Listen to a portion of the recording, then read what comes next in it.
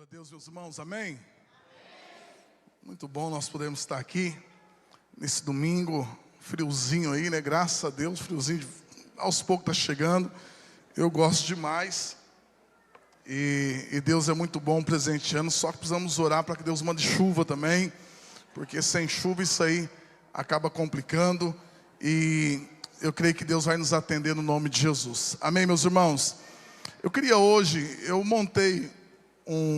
mandei lá no grupo uma foto da mensagem, o tema, uma vida abençoada, porque eu quero começar hoje com vocês uma série de mensagens, e essa série de mensagens já ministrei alguns anos atrás na nossa igreja, e foi algo assim que nos abençoou demais, e essa série fala de uma vida abençoada. Quantos querem ter uma vida abençoada aqui no nome de Jesus?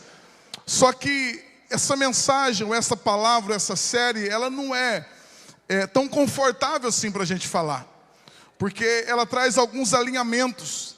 Toda a palavra de Deus, a Bíblia diz em 2 Timóteo capítulo 3, no finalzinho do capítulo ali, o apóstolo Paulo fala para o seu discípulo Timóteo, ele diz: olha, essa palavra, que é a palavra de Deus, que é inspirada pelo Espírito Santo de Deus, ela serve para nos ensinar e para nos mostrar aquilo que está errado em nós.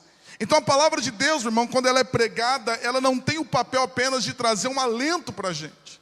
Ao contrário, muitas vezes, ou na maioria das vezes, quando nós lemos a palavra de Deus, ela vai nos trazer correção. Porque muitos resultados que estamos colhendo, talvez é resultado de coisas que não estamos praticando, coisas que estamos deixando de fazer. Então a palavra de Deus, ela vem trazendo conserto para as nossas vidas. Então, diante daquilo que eu vou pregar hoje, eu tenho sempre um temor no meu coração. E o meu grande temor é de ser fiel àquilo que Deus quer falar. Nunca quero ser um covarde, meus irmãos, para que não deixe anunciar a palavra pensando que talvez os outros vão pensar. Não, isso não é a minha maior missão. Talvez você possa sair daqui descontente comigo hoje, mas se Deus se alegrar comigo, valeu a pena. Porque mais me importa agradar a Deus do que agradar a homens. Mais me importa fazer a vontade dEle, porque fazer a vontade de homens. Porque no último dia, se você gostar ou não gostar de mim, isso não vai fazer diferença. Mas se Ele olhar para mim e falar: você foi fiel, eu vou poder estar com Ele a eternidade toda. Então por isso que eu prefiro agradar a Deus, amém? Segundo, eu sou um pai. E pai, meus irmãos, ele tem que gerar em nós uma maturidade. Eu não sou um pastor, não sou um itinerante, não sou alguém que prega aqui e vocês nunca mais vão me ver. Não, eu sou um pastor e eu sou um pai. E pai fala coisas difíceis. Pai ensina coisas que não são fáceis de ensinar. A professora ensina algumas matérias, mas é o pai, a mãe que olha e diz assim: ó, filha, filho, esse subaquinho teu está cheirando mal, tem que passar um desodorante. O professor não fala isso, mas pai fala, não é verdade? Pai e mãe trabalham assuntos difíceis, meu irmão. Então não sou um evangelista, não sou um itinerante, eu sou um pai, e pai tem conversas difíceis. Porque para a professora é mais um aluno, para outra pessoa é mais um cliente, mas para o pai, cada filho é único. Então você é muito amado, você é muito especial aqui nessa noite, no nome de Jesus, amém? Está aí o título da nossa série, Uma Vida Abençoada. Vamos dizer comigo? 1, 2, 3. Uma vida abençoada. Amém? Nós vamos fazer uma série de 7 ministrações. E cada domingo nós vamos trazer princípios da palavra de Deus. Eu quero dizer que as próximas serão bem mais leves, mas essa aqui é bem pesada, meus irmãos. É forte. Posso ministrar? Posso ministrar, meus irmãos? Então vamos lá, vocês falaram, então aperte os cintos no nome de Jesus. Essa palavra, na verdade, essa série, ela é baseada num livro de Robert Morris. Ele é um americano, esse pastor é um grande pastor, que ele viveu muitas coisas daquilo que ele vai nos ensinar aqui hoje. E ele é uma autoridade que Deus levantou nas nações para ministrar algo sobre vida financeira. Por que eu digo que essa palavra é uma palavra difícil? Porque hoje nós vamos confrontar 2 espíritos que para mim é um dos piores espíritos que atua dentro da igreja. Primeiro, o espírito de religiosidade. Por que esse espírito de religiosidade ele é terrível? Porque ele é sorrateiro. Ele cega o nosso entendimento, ele cega a nossa mente, ele não permite a gente ver como nós temos que nos ver. E esse espírito de religiosidade, por que nós falamos muito sobre religiosidade? Porque ela sempre vai querer fazer uma adaptação à palavra de Deus. Então o religioso, ele ouve, mas ele vai dizer, mas eu penso desse jeito. Não, eu acho desse jeito. Ele sempre vai tentar adaptar a palavra à vida dele. Não é ele que vai se adaptar à palavra, mas ele vai encontrar uma maneira da palavra se adaptar à vida dele. É isso que os religiosos da época de Jesus faziam. Só para você ter ideia, eles queriam se prostituir, eles queriam ter várias mulheres. Só que como você faz isso de uma forma legal? Então eles criaram as suas cartas, e qualquer coisinha que a mulher fizesse, ele dava uma carta de divórcio. Então ele podia casar com uma, depois ele não gostou, ele dava a carta de divórcio, ele casava com outra, ele casava com outro, e assim por diante. Então os religiosos, eles vão tentar legalizar a sua desobediência a Deus. Por isso que é um espírito difícil de se enfrentar.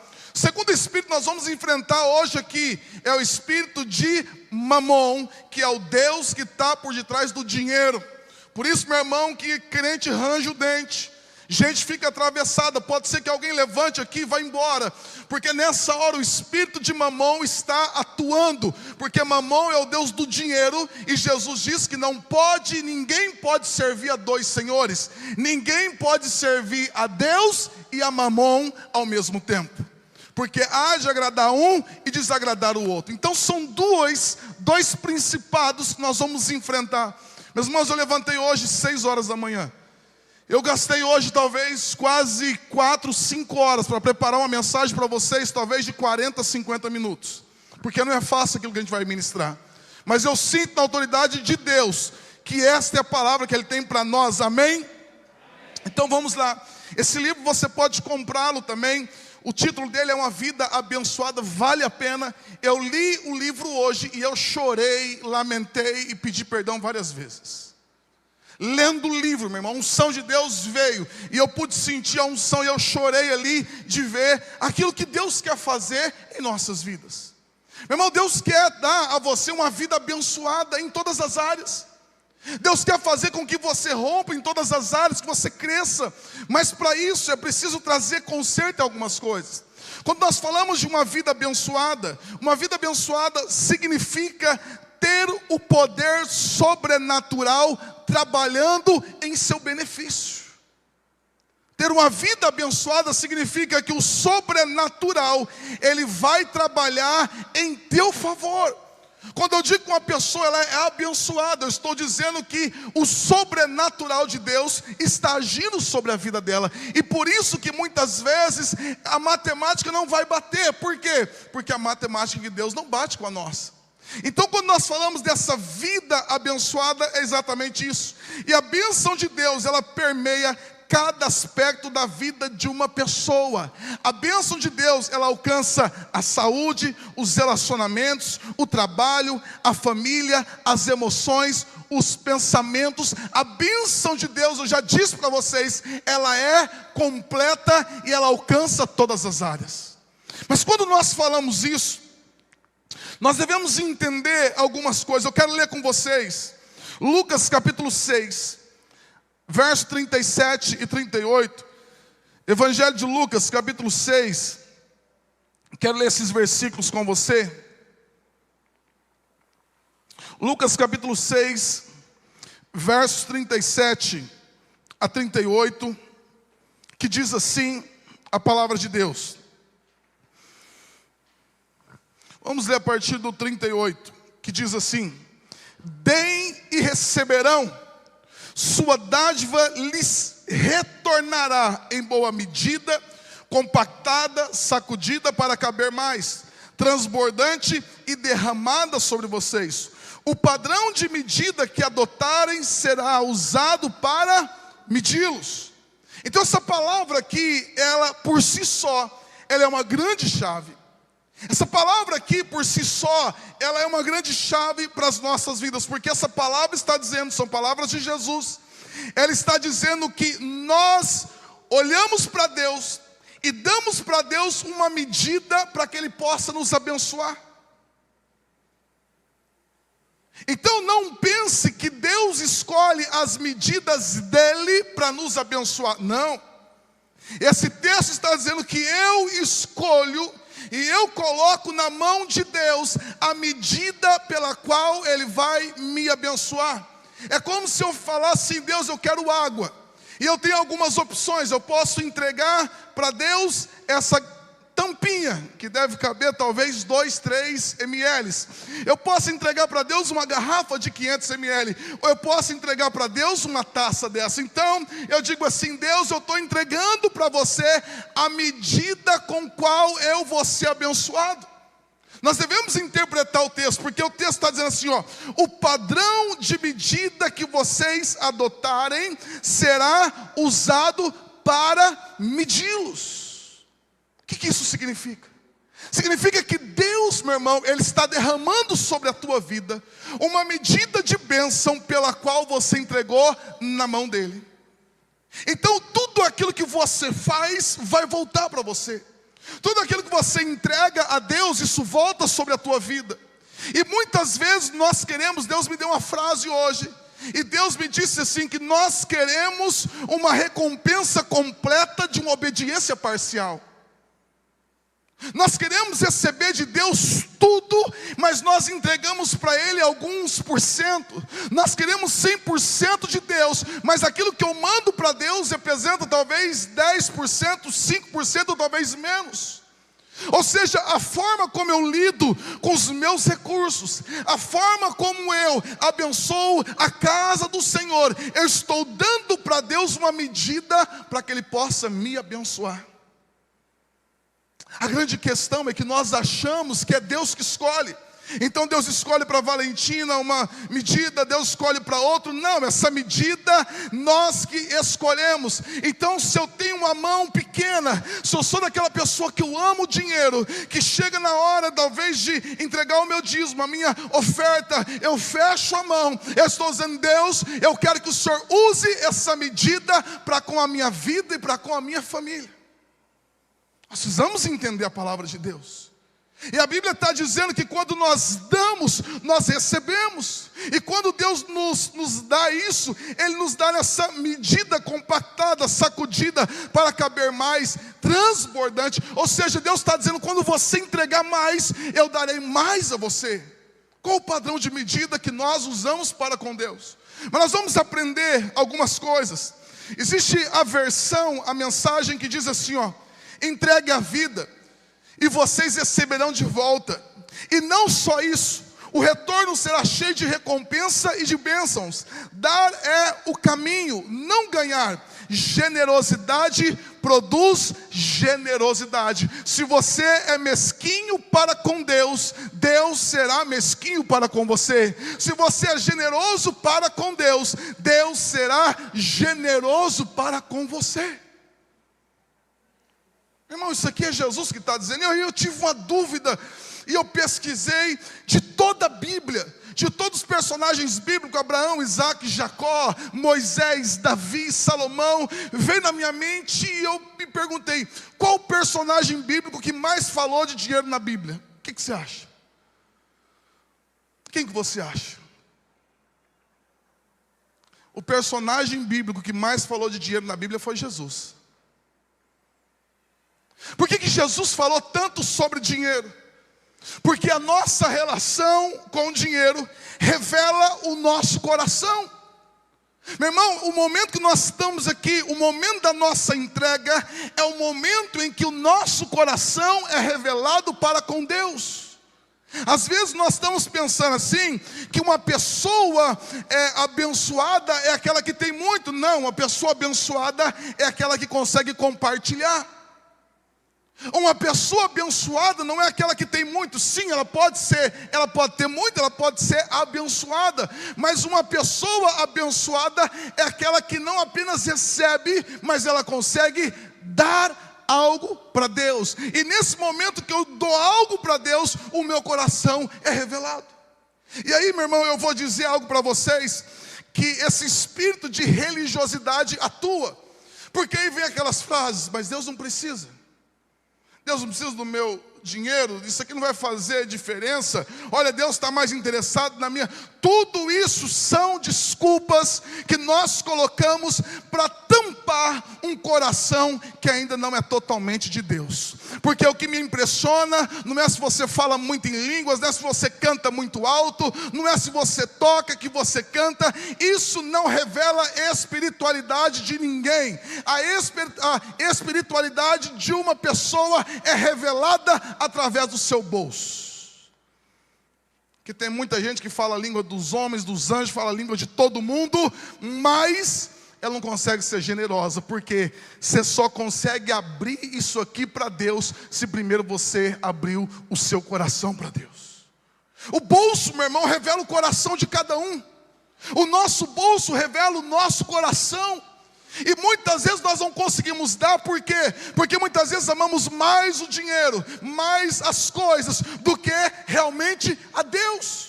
Nós temos exemplos na palavra de Deus. Por que esse assunto é coisa séria para Deus? Por que esse assunto está na Bíblia? Porque, meu irmão, Deus aceitou a oferta de Abel, mas Deus não aceitou a oferta de Caim.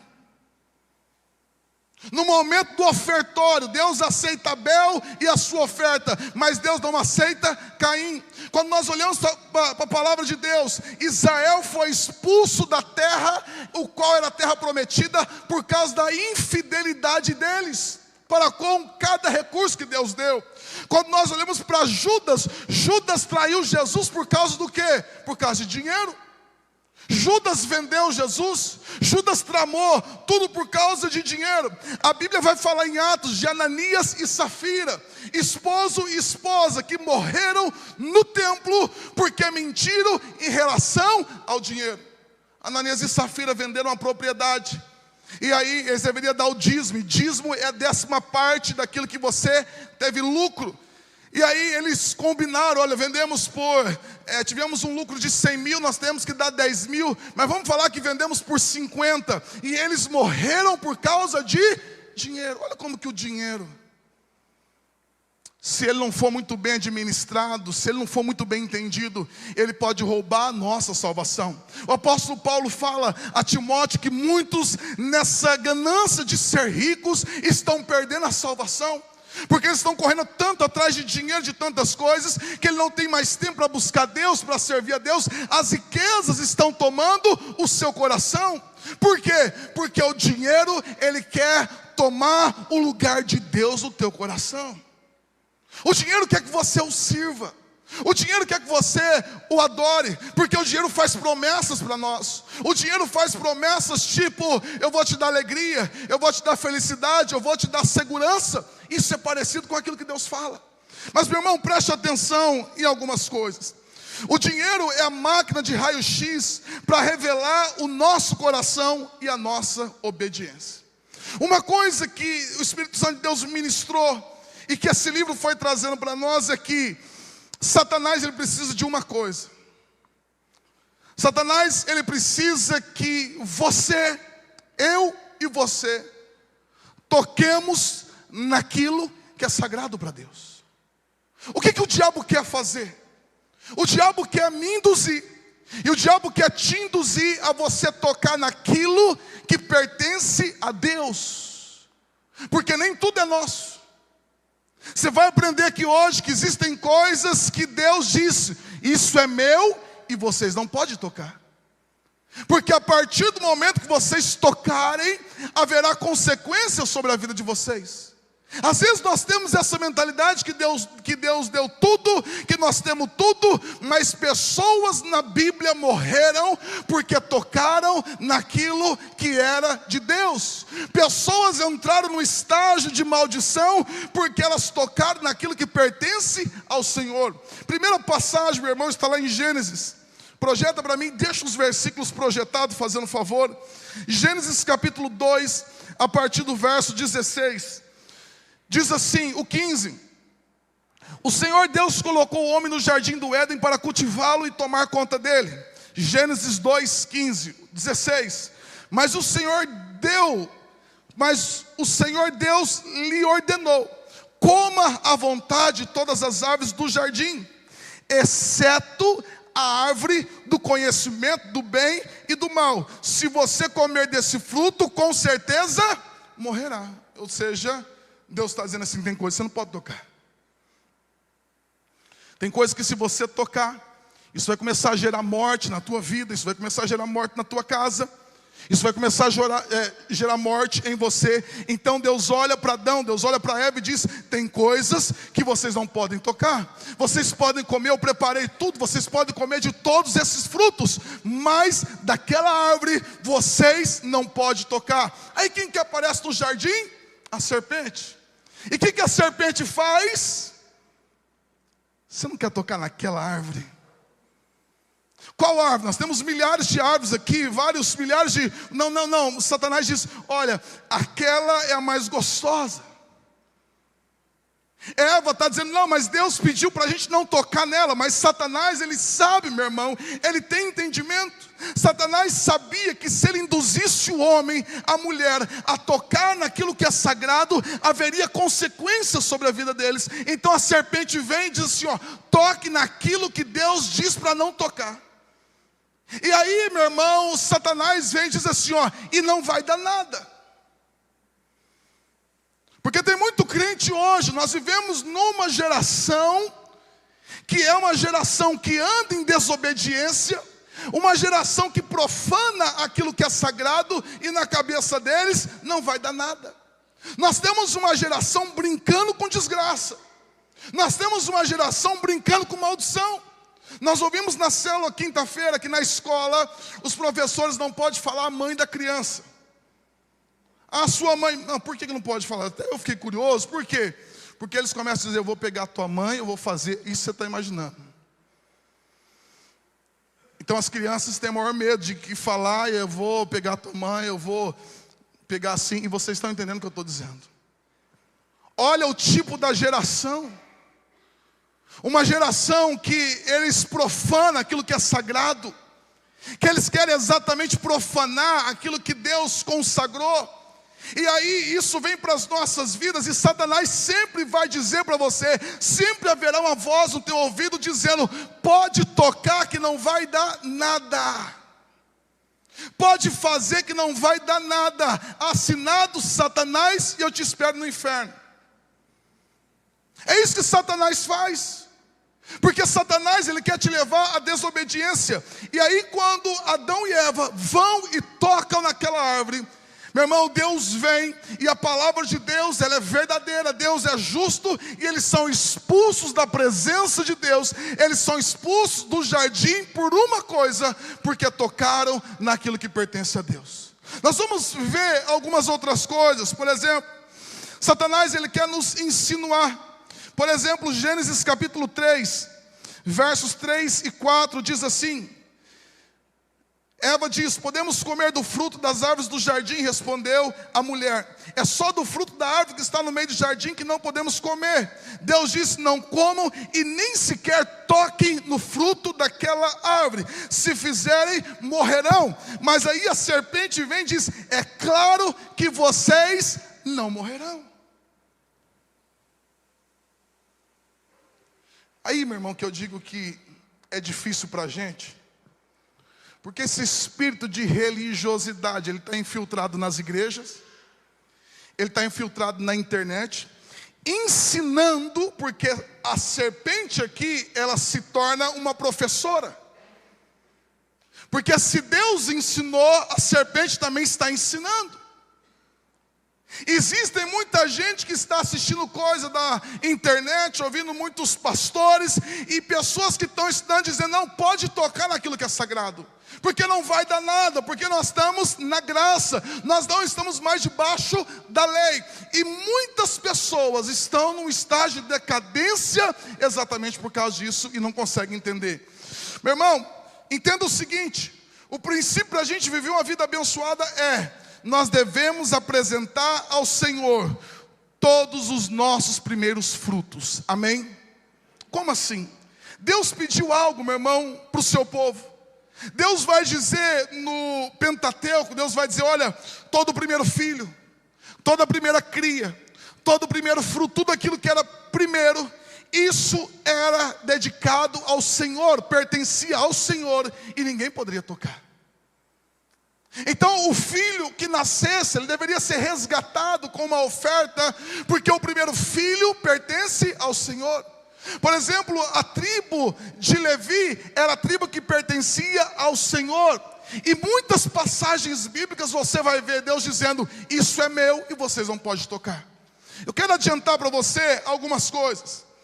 Eu disse aqui para vocês, projeta aí para mim antes, Malaquias capítulo 3, último livro do Antigo Testamento, Malaquias capítulo 3, a partir do verso 6 e 9, Deus diz assim: eu sou o Senhor, leia aí comigo, 1, 2, 3. Eu sou o Senhor, não. Amém, só até aí. Eu sou o Senhor e... Então por que tem muita gente falando que tem coisa que está no Antigo Testamento, tem coisa que está no Novo, sendo que Deus não muda? Tem gente aprendendo teologia com Satanás. Tem gente aprendendo doutrina de demônios, porque eles estão, não, isso aqui ficou lá, isso aqui ficou aqui. E esse espírito de religiosidade, ele escolhe o que serve para ele e o que não serve. Ele escolhe o que ele vai obedecer.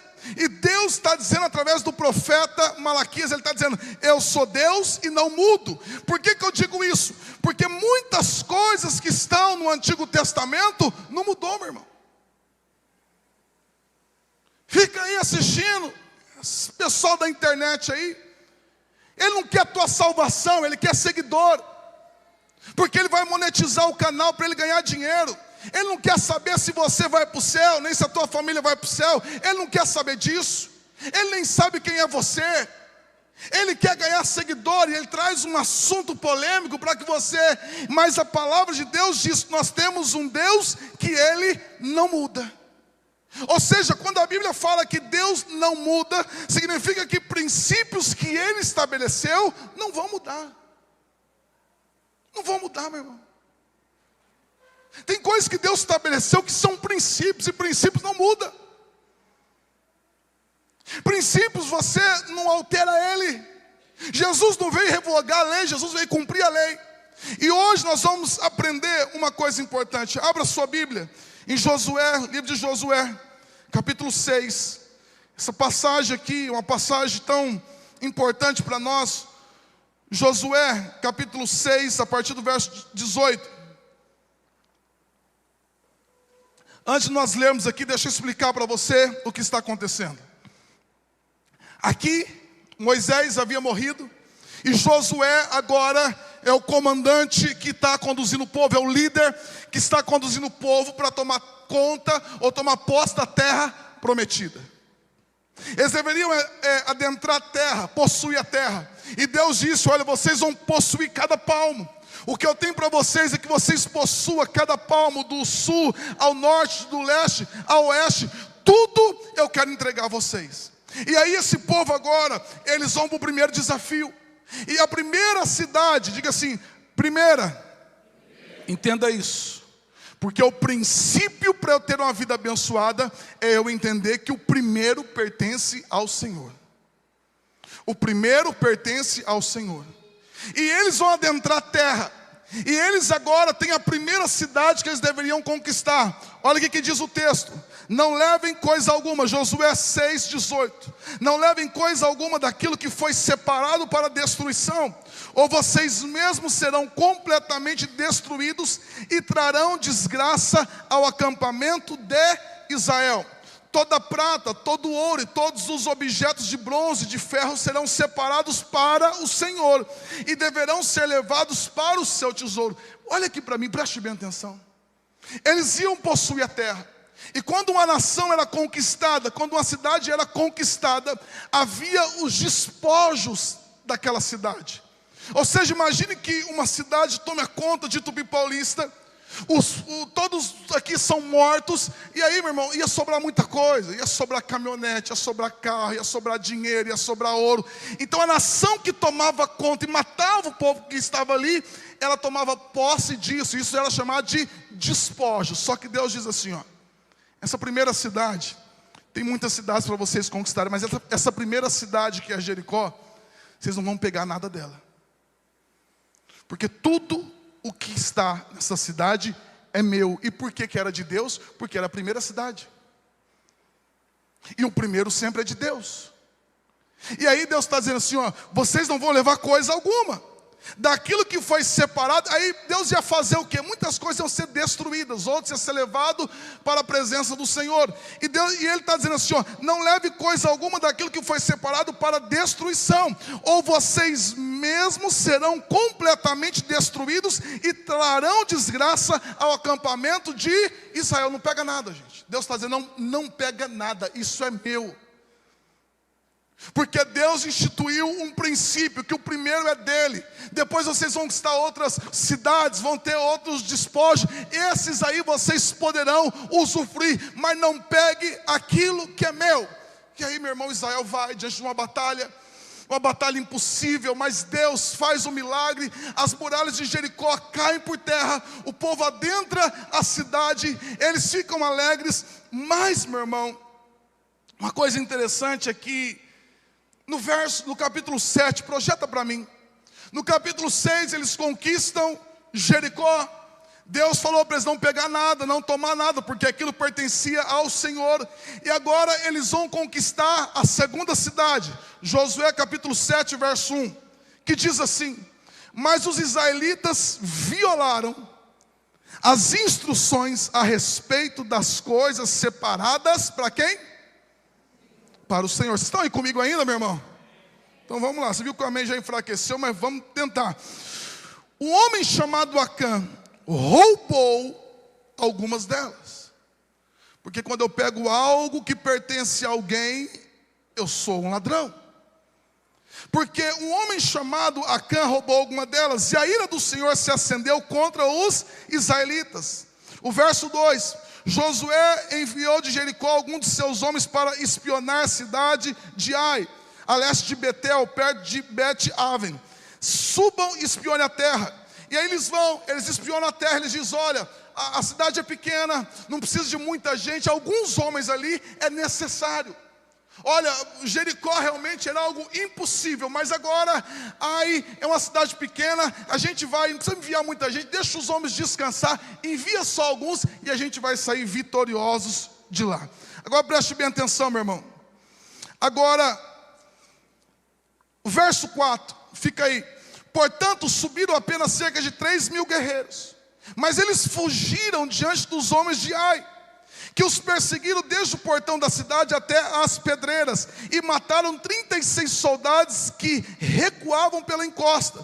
Com isso o povo se encheu de medo e perdeu completamente o ânimo. Olha o que está acontecendo. A primeira cidade aqui, eles têm uma vitória extraordinária. Agora é uma cidade pequena. Os homens dizem, não precisa de muita gente, manda só 3.000 homens. E eles têm que correr, e 36 homens morrem. 36 pais de famílias ou filhos perdem a vida naquele dia. E o que acontece? Meu irmão, Josué, que é o líder, ele rasga a roupa dele. Projeta para a gente o verso 6.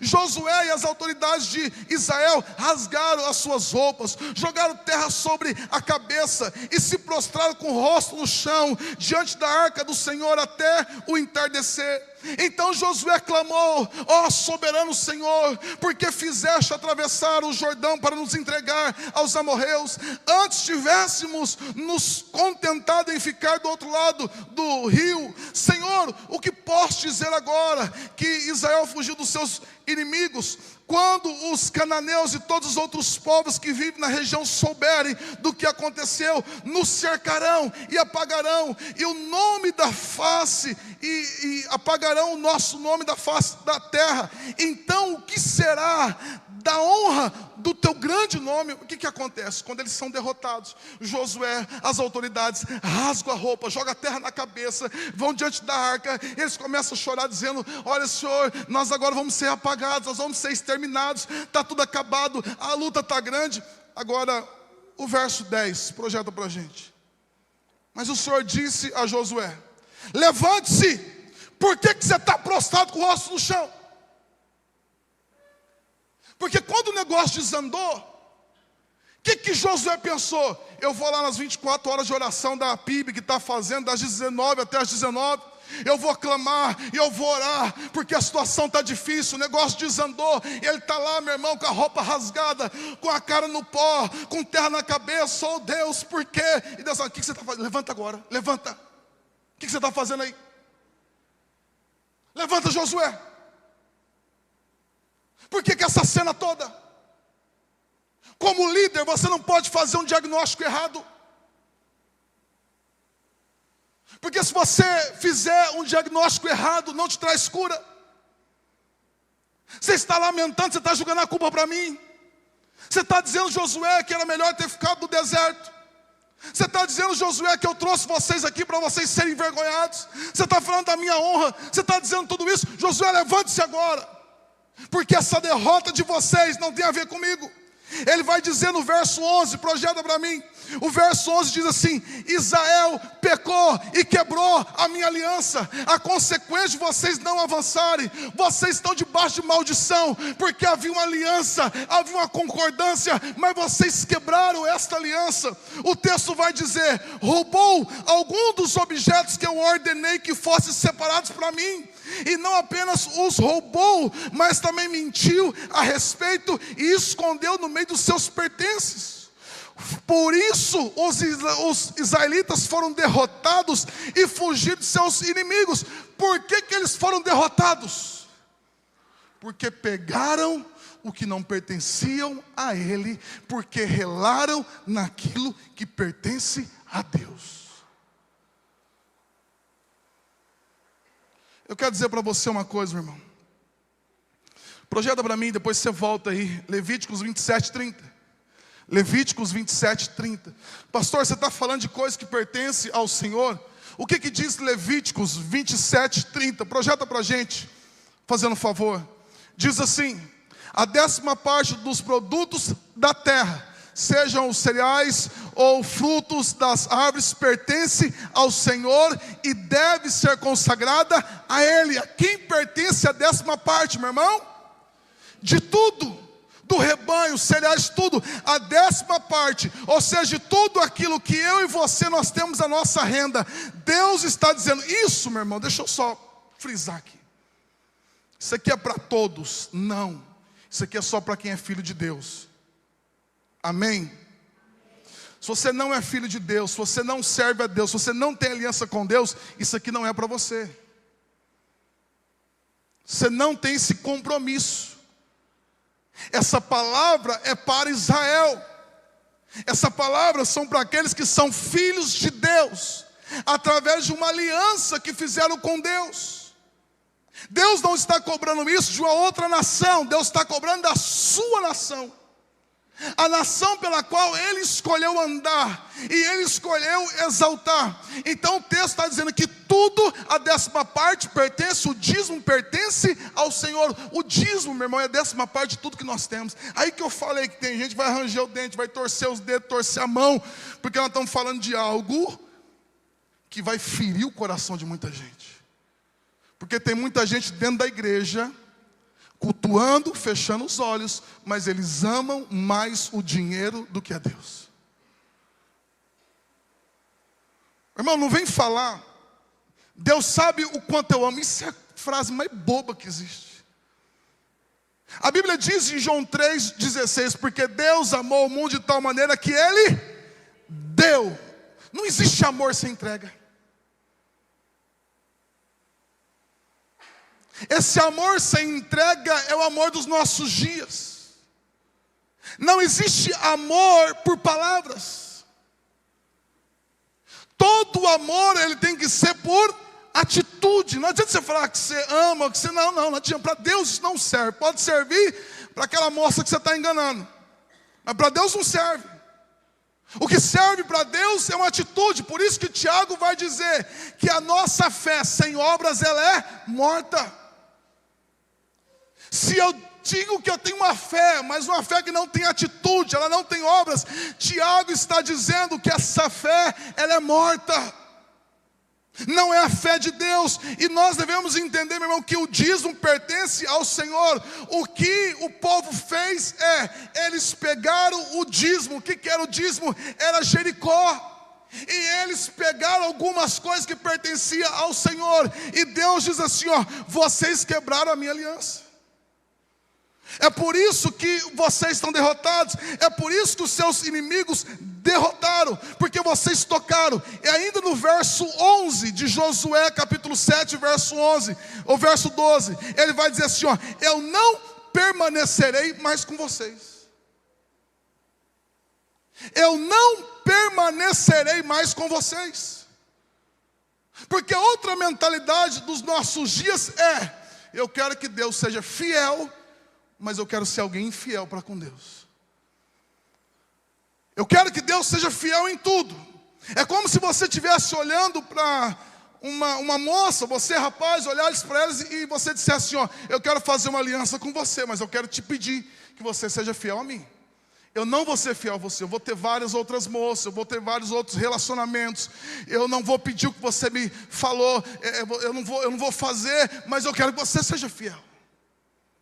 Só se essa moça tiver um problema muito grande para ela aceitar essa aliança com você. Porque uma pessoa em sã consciência, ela vai dizer, mas a aliança não é isso. Porque uma aliança são duas partes que se comprometem em ser fiéis. Eu já fiz dezenas de casamentos, e aí eu digo assim, ó, você vai fazer um voto. Diante de Deus, dessas testemunhas, eu prometo ser fiel na doença, na pobreza, até que a morte nos... A pessoa faz uma promessa diante da aliança, dizendo, eu vou ser fiel. E Deus, meu irmão, Ele fez uma aliança com Israel, dizendo, eu vou ser fiel. Só que a Bíblia diz que um casamento não pode ter separação. Mas a Bíblia dá um resguardo. Se houver traição, essa pessoa pode se separar e ela não vai, a maldição não vem sobre a vida dela. Porque todas as vezes que uma aliança ela é quebrada, ou alguém é infiel, essa aliança perde o efeito. Então Deus está dizendo assim, ó, vocês conquistaram Jericó, eu estava com vocês. Mas quando vocês pegaram aquilo que me pertence, vocês lutaram sozinhos, porque eu não acompanhei vocês. E Deus está dizendo, a partir de hoje, eu não acompanho mais vocês. A partir de hoje, vocês estão sozinhos. Essa palavra ela foi muito forte para mim. Porque tem pessoas que vivem exatamente, existem pessoas que vivem uma conquista. Existem pessoas que elas celebram, e o que nós mais vemos são pessoas que elas vivem uma gangorra muito grande, elas conquistam aqui, e logo depois elas perdem tudo, e aí, meu irmão, esse não é o propósito de Deus. Se você está conquistando algo, e de repente você perde tudo, depois recupera tudo, isso não é o projeto de Deus. Isso significa que em alguns momentos você está com Deus, e porque você está com Deus a vitória vem, mas você abandona Deus, a palavra dEle, aí Deus diz, eu não vou andar mais com você. Deus diz, eu não ando mais com essa empresa. Deus está dizendo, a partir de hoje, por causa da tua infidelidade, porque você toca naquilo que é meu, eu não vou andar mais com você. E Deus olha para Israel e diz assim, eu não andarei mais com vocês, eu não permanecerei mais com vocês, a menos que eliminem do seu meio aquilo que foi separado. Deus está dizendo, enquanto vocês continuarem tocando naquilo que é meu, enquanto vocês continuarem roubando aquilo que me pertence, eu não ando mais com vocês, a minha bênção não estará mais sobre vocês, e vocês não irão mais prosperar. Deus tinha uma nação inteira para conquistar, mas eles pararam na primeira cidade. Meu irmão, existem pessoas que Deus tem coisas tão grandiosas e poderosas para a vida dela, para ela conquistar, mas por causa da infidelidade, ela parou na primeira cidade. Meu irmão, você será tão próspero quanto a tua fidelidade para com Deus. O nível da tua prosperidade hoje, ela é do tamanho da tua fidelidade para com Deus. E quando eu falo dessa prosperidade, é uma prosperidade que acompanha tudo. Porque não basta ter dinheiro se o casamento está acabando. Não basta ter dinheiro se os filhos estão perdidos, se Jesus voltar eles forem para o inferno hoje. Porque quando a gente fala de dízimo, meu irmão, dízimo não é só questão financeira. Quando você é fiel a Deus, Ele protege você, os teus filhos, a tua casa, Ele te protege de enfermidade, de tudo, por causa que você está sendo fiel a Ele e você não está tocando. Qual o problema de nós tocarmos naquilo que é de Deus? Israel tinha vários inimigos para vencer, mas a partir do momento que eles tocam naquilo que é de Deus, eles adquiriram mais um inimigo, e esse inimigo foi o próprio Deus. Quando você toca naquilo que pertence a Deus, você faz de Deus o seu inimigo, porque você agora está lutando contra Ele. Você está lutando com aquilo que pertence a Deus, e por isso vem a derrota, por isso que a conquista é interrompida, por isso que muita gente vive, meu irmão, um fracasso total. Muita gente vivendo a vida financeira fracassada, meu irmão. Muitos vivendo talvez uma miséria. Muitos eram para estar muito mais longe, mas muito tem que lidar com falência, com tantas coisas e prejuízo. E olha que coisa interessante, porque todas as vezes que nós tocarmos naquilo que é de Deus, haverá um prejuízo enorme sobre as nossas vidas. Quanto que custa 36 homens? Se um desses homens fosse o teu filho. Sabe o que Acã pegou? Uma capa babilônica, 2 quilos de prata, meio quilo de ouro, foi mais ou menos isso. E isso porque pertencia ao Senhor. Custou a vida de 36 homens, poderia ser o esposo. E aí, meu irmão, isso aqui tem que abrir a nossa mente, por quê? Porque a desobediência, tocando no dízimo, não traz uma consequência só financeira. Nós temos que entender melhor a Bíblia. Essa desobediência trouxe morte física, porque a geração de hoje não entende o que é sagrado. E porque ela não entende o que é sagrado, ela toca no que é sagrado. Mas Deus não muda. O mesmo Deus do jardim do Éden, Ele continua sendo o mesmo Deus hoje. O mesmo Deus que falou para Adão e Eva, não toque, Ele falou para Josué, não toca. Isso é centenas, talvez milhares de anos depois. Deus disse, não toca, e o povo toca. E o mesmo Deus, Ele não muda. E você vai ver no decorrer da história as coisas acontecendo. Eles violaram. E aí Deus vai dizer assim, ó, levante-se agora. E Josué está lá clamando. Meu irmão, se você está tocando naquilo que pertence ao Senhor, se você ainda não entendeu o que é ser um dizimista fiel, pare de orar para Deus te abençoar, meu irmão. É isso que Deus está olhando para Josué e dizendo. Josué, tira o pó, a cara do pó, pelo amor de Deus. Josué, levanta, Josué, sai daí. Ô Josué, para, você passou dessas 24 horas, você passou 12 horas amando, clamando para eu mudar a tua vida financeira. Para com isso, rapaz. Você está perdendo teu tempo. Enquanto você continuar tocando em coisa sagrada, eu não ando mais com vocês. A tua empresa vai andar sozinha. Porque quando você faz uma aliança com Deus, você está somando força. Quando você quebra a aliança, agora você tem que se virar sozinho, meu irmão. Agora você tem que andar sozinho. Agora você tem que guerrear sozinho. Agora tudo que você vai fazer é sozinho. Por quê? Porque Deus não manda mais. Agora a palavra de Deus diz assim, ó, esse povo, eles quebram aliança. Quantas pessoas têm experimentado derrotas, fracassos, porque decidiram tomar para si aquilo que pertence ao Senhor. Estão guardando dentro de suas casas aquilo que deveria ser guardado ou levado para o Senhor. Meu irmão, existem pessoas que estão tomando aquilo que pertence a Deus. Pastor, eu não concordo com isso. Tudo bem, não tem problema. Mas mostra então que a tua vida vai mudar. Porque segundo a palavra de Deus, é impossível prosperar, a prosperidade de Deus chegar na minha casa, se eu decidir deliberadamente tocar naquilo que pertence ao Senhor.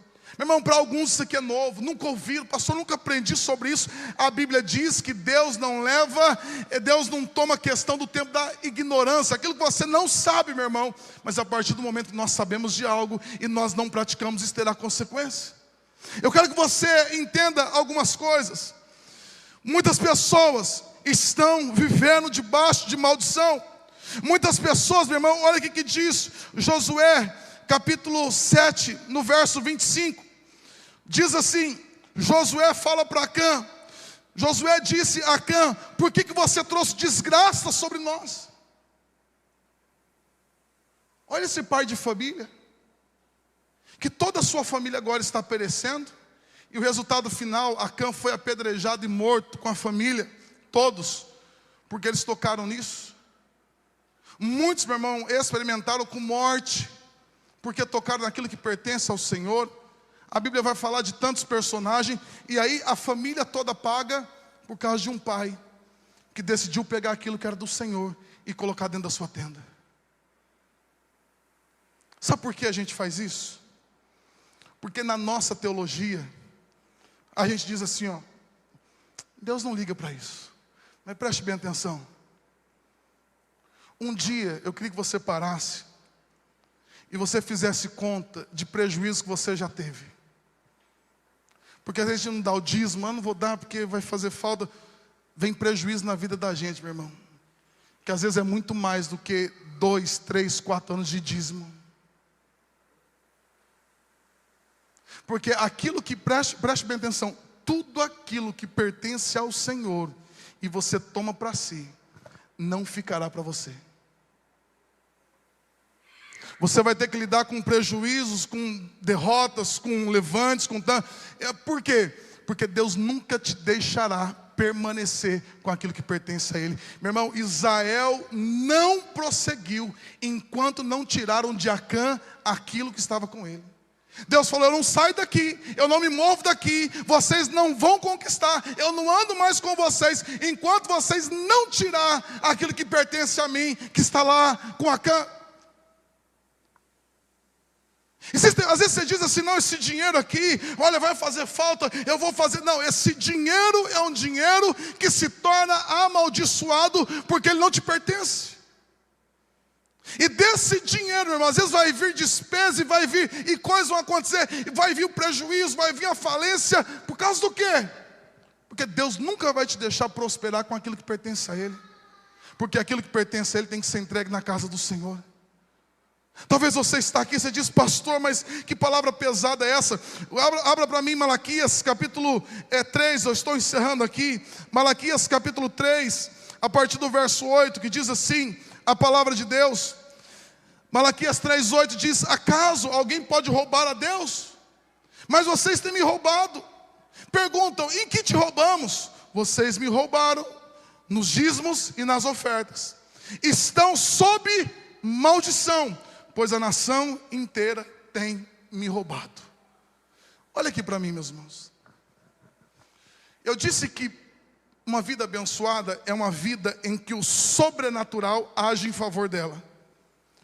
Uma vida amaldiçoada é uma vida em que o sobrenatural age contra ela. Existem pessoas, irmão, que às vezes a vida, ele faz a conta e diz: eu não consigo prosperar. Tem gente, meu irmão, que ele compra algo e valia 50, ele comprou, caiu para 30. Tem gente que você às vezes olha para a tua vida e você vê: eu trabalho muito, você está dizendo, minha questão não é trabalho, eu trabalho, me esforço. Mas quando você chega no final do ano, meu irmão, você fala: não conquistei nada. Não sobrou nada. Todo mês aquele aperto, aquela situação, e você fala: meu Deus, e aí entra tantas coisas. Mas por quê? Porque Deus está dizendo: vocês estão debaixo de maldição. Irmãos, eu não tem oração que eu faça que mude a tua vida financeira se você estiver roubando a Deus. Ah, pastor, não é porque você é fraco, eu vou pedir para o pastor Denilson, para os outros pastores, são bem assim. Eles também não têm esse poder, porque se Deus ouvir a oração dele, Deus tem que rasgar a Bíblia. Porque Deus nunca pode ir contra um princípio que Ele mesmo estabeleceu. Mas às vezes a gente vai roubando a Deus, e aí nós vamos andando debaixo de maldição, a nossa vida vai entrando debaixo de maldição, e a gente não atenta para isso. E quando que essa maldição entra sobre a nossa vida? Quando nós pegamos aquilo que pertence a Deus. Eu queria encerrar aqui hoje, e eu queria contar uma história para vocês. Pastor T.D. Jakes, pastor americano, hoje é um dos maiores pregadores do mundo. Ele disse algo muito interessante. Ele disse assim: antes de contar, eu queria fazer uma simulação com você. Imagina, meu irmão, que você é uma pessoa muito abençoada, amém? Mas muito abençoada, você tem recurso sobrando. E aí você vai, eu quero aplicar, e você não tem, você fala, vou procurar alguém para eu entrar em sociedade com ele. E essa pessoa vai trabalhar comigo, e tudo que ela precisar eu vou bancar, e nós vamos fazer uma parceria. Aí você imagina que você é uma pessoa muito rica, um milionário, amém, meu irmão? Amém. E você agora vai procurar alguém. E você vai propor para esse alguém uma sociedade.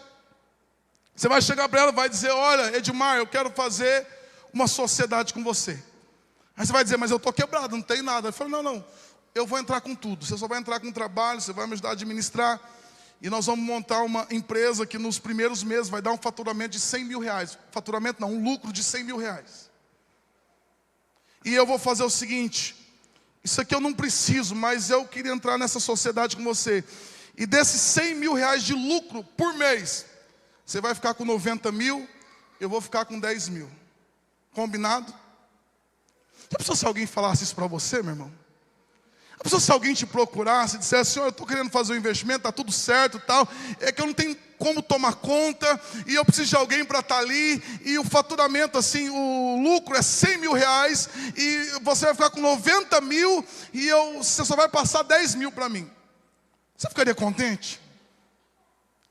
Eu ficaria, meu irmão. Falar: meu Deus, olha que negócio, meu Deus, obrigado, Senhor. E, meu irmão, isso aqui, porque eu não tenho nada. Não é que eu estou entrando com alguma coisa, eu estou entrando só com serviço, eu não estou entrando com nada, ele está entrando com tudo. Só que aí, você é esse investidor. E a empresa começa no primeiro mês, ela fatura 100 mil reais. E aquele teu sócio que não tinha nada, não tinha nada. Não tinha nada. Ele estava andando com um carro ungido na cidade. O que é carro ungido? É aquele que onde vai ele deixa uma poça de óleo assim, ó. É aquele carro que ele trabalha para a dengue. Ele sai passando veneno, fumaceando tudo assim. Pensa no cara que estava quebrado, lesado. Pensa. E aí no primeiro mês, ele tem um lucro de 90 mil reais. E aí ele pega os 10 mil e entrega para aquele que é sócio dele. Mas que sócio bom, né? Porque geralmente é 50-50, 60-40, 70-30. E aí no segundo mês, essa pessoa está lá, só que ela já mudou de vida. Se ela for daqueles pobres metidos, já vai comprar uma caminhonete no segundo mês já. E aí, só que aí você percebe que essa pessoa que está com sociedade com você, você percebe agora que no terceiro mês ela não te repassou. No quarto mês ela também não depositou. E você sabe que a empresa está normal, está vendendo. Uma pergunta que eu faria para você: você como investidor, você continuaria com um sócio desse? Então por que você quer que Deus continue?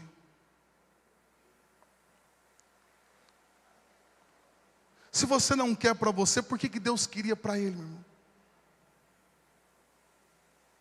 Aí vamos pegar um outro exemplo, que esse sócio, primeiro mês, segundo, está faturando um lucro de 100 mil. Mas vamos supor que daqui 6 meses, essa empresa está dando um lucro de 200 mil. Então, quanto que é 90%? 180. Quanto que é 10? 20 mil. Aí você percebe que a empresa, você percebeu a movimentação dela, ela está tendo um lucro de 200 mil. Só que esse teu sócio, ele continua depositando na tua conta 10 mil. A empresa, no primeiro ano, já está com um lucro de 300 mil, mas ele deposita na tua conta 10 mil. Você continuaria com um sócio desse? Mas a gente faz isso com Deus. Nós fazemos isso com Deus. Deus vai prosperando. Meu irmão, deixa eu falar algo para você. Se esse é um exemplo real, isso é roubo ou não? Sim ou não? Isso é roubo ou não, meu irmão? Agora olha o que diz o Salmo 106. Diz assim: eu me interesso por pessoas honestas. Salmo 101:6. Bíblia, a mensagem, Salmo 101:6. Eu me interesso por pessoas honestas. São essas que eu quero trabalhando comigo. Homens e mulheres no caminho justo e estreito, são esses que eu quero ao meu lado. Mas ninguém que seja condescendente com mentiras consegue emprego comigo. Não tenho paciência com os mentirosos.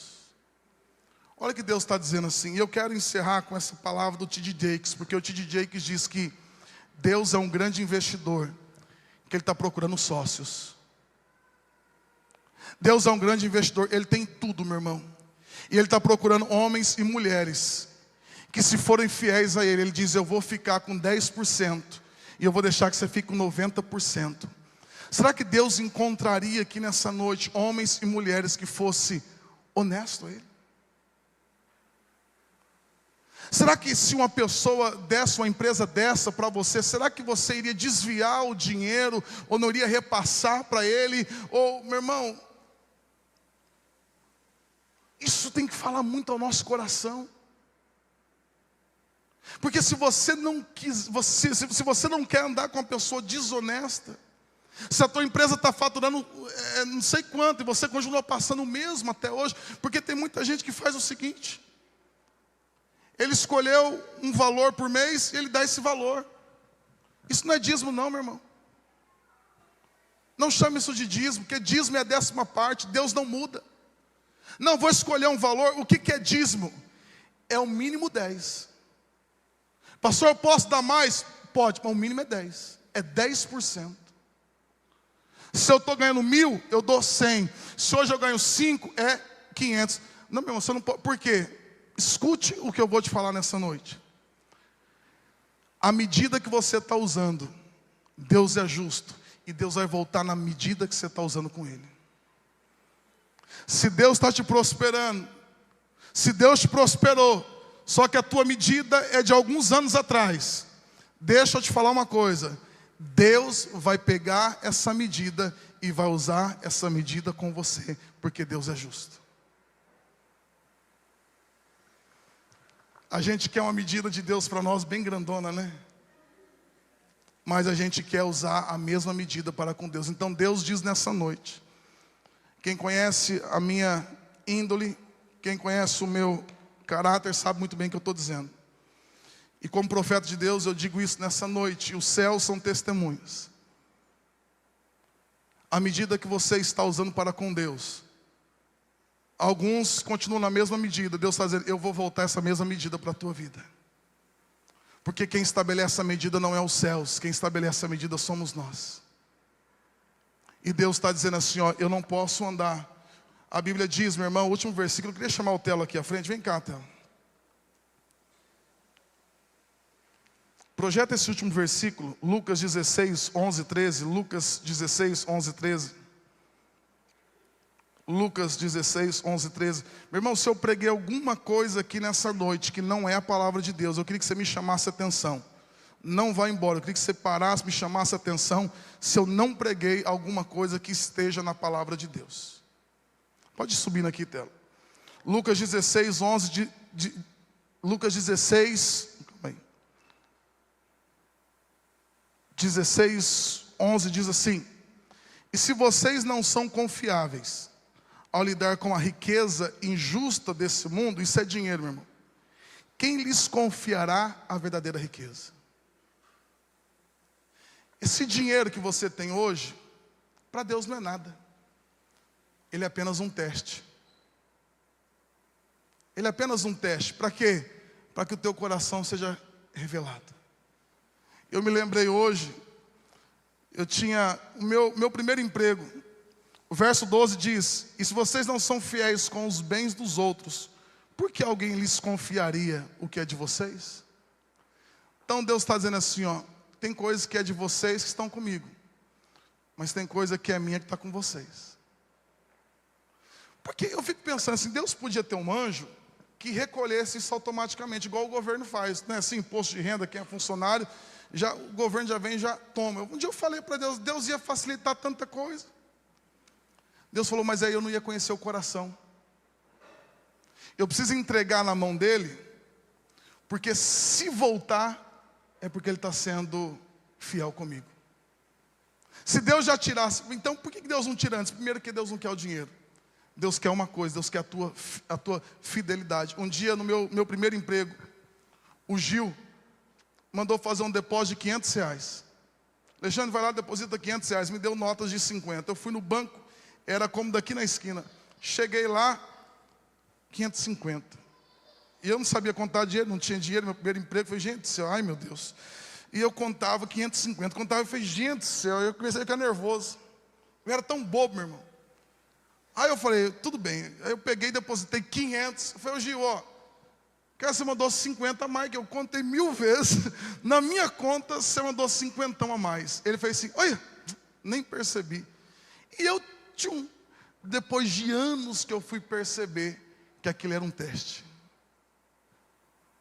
Depois que eu fui perceber, depois eu era moleque, tinha 14 anos. Nem tinha, na inocência, achei que ele contou. Meu irmão, o cara contava 20, 30, 40 mil reais por dia. O cara vai errar em 550 reais, meu irmão. Eu percebi que aquilo, ele colocou dinheiro na minha mão para fazer um teste. Deus tem colocado dinheiro na tua mão para fazer um teste. E às vezes a gente não avança, porque naquilo que Deus colocou, a gente não tem sido fiel. E Deus está dizendo assim, ó, se você mudar a medida, eu mudo a medida. Mas se você continuar com a medida, eu volto à medida que você está usando. Queria que o Telo viesse aqui à frente. Telo, vem cá, fazendo um favor. Está acabando o culto, prometo, meus irmãos. Pode voltar domingo que vem, tá, meus irmãos? Amém? O Telo, eu chamei ele aqui porque todo domingo nós vamos chamar um irmão para testemunhar. Testemunhar o quê? O Telo, eu conheço ele, o Telo tem sido fiel a Deus. O Telo, se ganhar 100 reais, ele dá 10 reais de dízimo, ele dá a oferta dele. No Rio Grande do Sul agora, galãozinho de água, estavam cobrando 80 reais o galão de água. Os próprios gaúchos, meu irmão. O Telo, nós compramos a água, mandamos 2 caminhonetes de água para o Rio Grande do Sul. Foi carregado, mandei o vídeo para vocês. O Telo falou, pastor, o preço que eu pegar lá, eu repasso, não vou ganhar nada, só para abençoar. Não ganhou R$1 em cima. Repassou a preço de custo, não quis ganhar. E ele nem é gaúcho, nem estava lá, meu irmão. E o Telo tem sido fiel a Deus em dízimo, oferta. Eu queria que você contasse rapidamente, assim, uns 5 minutinhos, aquilo que Deus tem feito em nome de Jesus. Glória a Deus. Paz do Senhor, irmãos. Depois que o pastor pregou aqui, é difícil você falar, né? Mas vamos lá. Eu me converti, irmãos, em 2011. Foi em agosto de 2011. Eu me converti na Assembleia de Deus. E no mês seguinte eu já tive a revelação sobre dízimos, sobre ofertas. No mês seguinte eu já fui batizado. E já no próximo mês eu comecei a ser dizimista. Dizimava, na época eu ganhava até menos de um salário mínimo, dizimava 100 reais. E eu sempre vim obedecendo esse princípio, porque quando eu me converti, eu aprendi que o princípio para você ter o Jesus como seu Senhor é você conversar com a sua boca, crer no seu coração, amém? Ser batizado para você ser salvo. Então esses são princípios. Quando você está solteiro, inclusive na época eu estava solteiro, eu falava, Senhor, eu quero casar. E eu aprendi o princípio antes do casamento, era você esperar no Senhor, né? E eu esperei no Senhor e Deus me deu uma esposa. Aí eu até separei um versículo para falar aqui, e foi o mesmo que o pastor citou, que foi o Lucas 6,38, que foi um dos princípios que eu aprendi também já no primeiro mês já de convertido, que é você dar, né? O próprio Jesus falou assim, que o mais aventurado é você dar do que você receber. Então, irmãos, quando eu aprendi a ser dizimista, já quando eu fui casar, a gente não tinha nada, só a roupa do corpo, como se diz, né? E aí a gente resolveu casar tudo. No nosso casamento nós ganhamos tudo que tinha direito de casamento, desde aluguel do salão, desde o enfeite, sabe? Tudo nós ganhamos todos os móveis. Então assim, o princípio do dízimo, de oferta, tem me abençoado muito. Mas eu também assim eu separei aqui algumas coisas assim, eu estou até meio perdido. Sim. Coisas que eu aprendi, semear. Eu já peguei crianças, irmãos, de família, levar num supermercado, tudo isso que eu estou falando é para a honra e glória do Senhor, amém? Mas são princípios. Pegar crianças lá, 4, 5 crianças de uma família só, família carente, levar no supermercado e falar assim, ó, o que vocês querem de chocolate? Pode pegar, sabe? E aí as crianças pegavam só as balinhas, não sei o que, eu falei, não, pode pegar o que vocês querem, os mais caros, eles pegavam, tudo, né? Eu já cheguei, quando eu falo isso com a minha esposa, nós já pegamos famílias e já levamos lá no Carrefour em Prudente, pegamos eles e colocamos o carrinho na mão dele e falou assim, ó, pode encher o carrinho que nós vamos pagar. Então foram princípios que eu aprendi rápido. Talvez você passar perto de mim, você corre o risco de ser abençoado ainda hoje, pastor. Amém? Porque, cara, eu não tenho... Olha lá o Juliano, já está querendo que eu passe perto dele. Mas vamos falar aqui, a lei da semeadura, ajudar o próximo, né? Porque igual nós ganhamos tudo no casamento. Quando eu casei com a Carol, aliás, deixa eu contar um pouquinho antes. Eu pegava, irmãos, eu conhecia bastante dono de supermercado, de mercadinhos de bairro, né? Eu sempre peguei e falei assim, ó, vou fazer um trabalho na igreja, pedi autorização para o pastor da Assembleia, ele falou, pode fazer o trabalho, está no seu coração, foi o próprio Deus que colocou. Então, eu saía nos mercadinhos de vila, falava com os irmãos, sabe assim, cara, na minha casa tinha fardos de arroz, fardos de feijão, caixas de óleo, fardos de farinha, tudo feito numa lista, né? E eu ganhava fardos, eu enchia carrinho e levava para minha casa, aí orava, Senhor, quem é que está precisando de uma cesta básica? E sempre Deus apresentava essas pessoas, e eu levava a cesta básica, eu não sei se a Ivy vai lembrar, mas aí tocava violão na época, a gente visitava as pessoas, doava cesta, fazia um louvor, junto com o pastor Carlinho na época. Então assim, a gente sempre foi fazendo essa obra, porque Deus foi colocando no nosso coração, e isso são princípios. Aí eu casei com a Carol, quando a gente estava se conhecendo, parece uma coisa até bizarra, irmãos, mas é Deus. Quando eu estava conhecendo a Carol, ela falou assim, a gente estava conversando, né, onde que um trabalhava, outro trabalhava, tudo isso conversando, né, e ela falou, eu trabalho no Correio, já faz algum tempo e tal, aí comentou de salário, não sei o que, e ela falou assim, ó, é bom no Correio que a gente tem um vale alimentação lá, que hoje seria R$1.300, um vale alimentação, né, um considerável, né, pastor? E aí o Espírito Santo falou no meu coração, falou assim, isso, porque eu estava pedindo sinal de Deus, para que se fosse a Carol, a gente estava orando. E Deus falou assim, quando ela falou sobre esse vale, olha que coisa bizarra, irmão, mas é de Deus. Ela falou assim, ó, a gente tem um lá no Correio também, que é bom, um vale alimentação, é R$1.300. Na hora o Espírito Santo falou, o que você semeou na vida das pessoas, a fome que você matou de muitas pessoas, você não vai passar essa necessidade, porque alimento na sua casa não vai faltar. Então são princípios que a gente vai fazendo. Outra coisa, a gente casou, a mãe dela tinha um sítio, olha que eu fui ganhando, tudo ganhando, pastor, você vai me avisando a acabar aí. Também, acabou? Meu Deus do céu. Ó, eu ganhei terreno, que veio da mãe da Carol, aí a gente precisava fazer escritura, não tinha dinheiro, aí a mãe da Carol falou, você pode fazer escritura. Precisava fazer a planta depois da casa, aí eu conheci um rapaz, eu abençoei ele num trabalho lá em Prudente, através do meio político, o cara teve um serviço lá em Prudente, ele era engenheiro, e falou assim, ó, na hora de fazer a planta da sua casa, pode me falar que eu vou te dar essa planta. Na época custaria uns 5, 6 mil reais. Agora, para finalizar, eu sempre vi orando para Deus, para que Ele me desse uma empresa, algum negócio próprio. Eu sou corretor de imóveis, mas o corretor de imóveis, você sabe que ele não tem uma renda fixa mensal, tudo depende da comissão. Glória a Deus por isso que eu tenho vendido imóveis, sempre frequentemente. Mas eu falei, Senhor, eu quero algo sólido, que me dê uma renda mensal. Mas, Senhor, sabe que eu não tenho dinheiro para investir, eu não tenho esse dinheiro, Pai. E Deus falou assim, eu vou preparar. Aí, uma vez o pastor falou assim para mim, Telo, você é corretor de imóveis, tudo que vai acontecer chega no seu colo primeiro. Não sei se você me lembra disso. Aí aquilo ficou gravado aqui. E aí eu fiquei muito atento a isso.